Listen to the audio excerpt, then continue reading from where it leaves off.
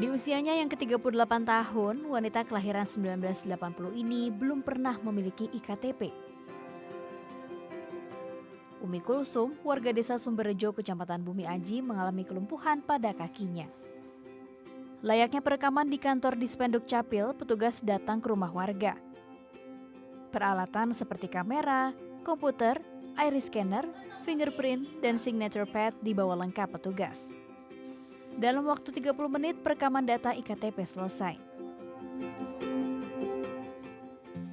Tak hanya Umi, petugas juga mendatangi rumah nenek Sarmini. Wanita kelahiran 1940 ini sudah tak mampu berjalan jauh di usianya yang ke-78 tahun. Saya ya bagus sekali. Cukup membantu Pak ya? Iya, cukup membantu sekali. Nggak perlu Soalnya, jauh-jauh ke iya, nggak perlu kantor. jauh-jauh. Nanti kalau jauh-jauh siapa yang ngantar? Kalau diantar mungkin ya nggak mau gitu loh.